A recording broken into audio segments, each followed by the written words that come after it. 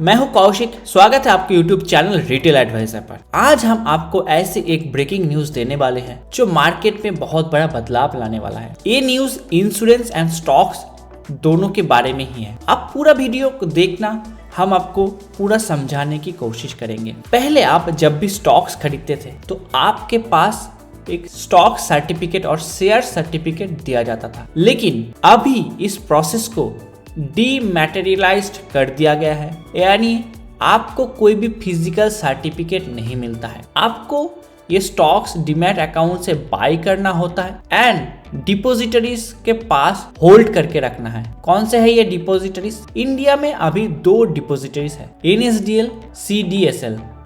आप जब भी स्टॉक्स बाय करते हो इलेक्ट्रॉनिक्स फॉर्मेट में, ये स्टॉक्स CDSL और NSDL किसी भी एक में स्टोर होता है। ऐसे ही नियम लाया गया है इंश्योरेंस सेक्टर में भी। पहले क्या होता था, अगर आप इंश्योरेंस खरीदते थे तो आपको सर्टिफिकेट दिया जाता था, बहुत सारे पेजेस उसमें होते थे, लेकिन अभी ये प्रोसेस को इसमें भी डीमैटेरियलाइज्ड कर दिया गया है। स्टॉक होल्ड करने के लिए जैसे डिपोजिटरीज लाइक NSDL एंड CDSL होता है, यहाँ पे भी रिपोजिटरीज होगा जिसमें आप इंश्योरेंस सर्टिफिकेट स्टोर करके रख सकते हैं। तो ये न्यूज क्यों इतना बड़ा है और कैसे स्टॉक मार्केट से रिलेटेड है, तो आप देख सकते हैं CDSL स्टॉक मार्केट में लिस्ट है एंड बहुत अच्छा प्रॉफिट दे रहा है। तो आप देख सकते हैं आज ही CDSL 1.5% से गेन हुआ है। यहाँ पे CDSL का प्राइस 16866 चल रहा है। तो जब भी स्टॉक मार्केट में तेजी आता है CDSL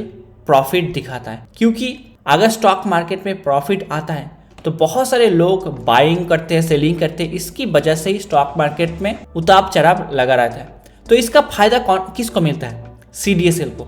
अगर आप कुछ स्टॉक बाई सेल करते हैं तो CDSL कुछ चार्ज करता है। तो जब भी स्टॉक बाइंग सेलिंग ज्यादा होगा, स्टॉक मार्केट ऊपर नीचे होगा, तभी CDSL को अर्निंग होगी, प्रॉफिट होगी।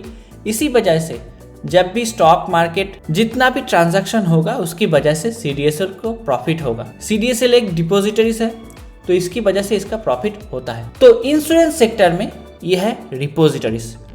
इस रिपोजिटरीज में आप जो आपका इंश्योरेंस है इलेक्ट्रॉनिक फॉर्मेट में स्टोर करके रख सकते हैं।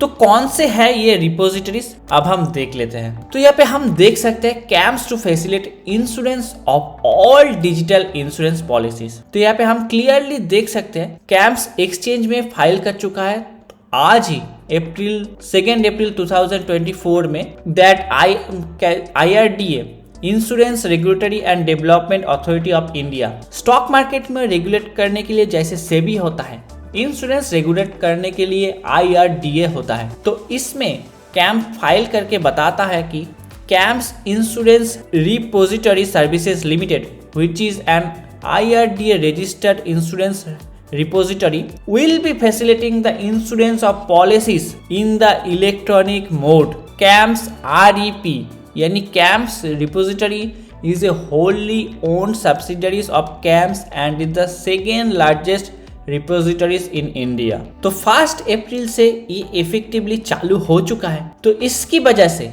CAMS जो बहुत एक बड़ा रिपोजिटरीज है और इंश्योरेंस को इंश्योरेंस को होल्ड कर सकता है, तो उसका शेयर 5% से आज बढ़ चुका है। कैम्स का मेन काम है AMC यानी एसेट मैनेजमेंट कंपनी को सर्विस प्रोवाइड करना, और कैम्स REP इसका एक सब्सिडरीज है और इसका काम है इलेक्ट्रॉनिक्स जो इंश्योरेंस है उसको इलेक्ट्रिकली होल्ड करना। तो आज हम देख सकते हैं अभी 6.61% से कैम्स का आज प्रॉफिट हुआ है मार्केट में। जब भी ये न्यूज आया है उसके बाद कैम्स इतना परफॉर्मेंस दिखा रहा है। तो ये इंश्योरेंस पूरा प्रोसेस में जब हो जाएगा तो सबसे ज्यादा फायदा होगा रिपोजिटरीज को, क्योंकि ये भी कुछ चार्जेस इनसे लेंगे, कुछ इन इंश्योरेंस को होल्ड करने के लिए चार्जेस लेंगे। तो ज्यादा से ज्यादा जब लोग इंश्योरेंस खरीदेंगे, इसमें होल्ड करेंगे, तो ही इनका प्रॉफिट होगा। और कैम्स का जो फाइनेंशियल्स हम देख लेते हैं, इसमें कोई भी बोरोइंग्स कैम्स के पास नहीं है,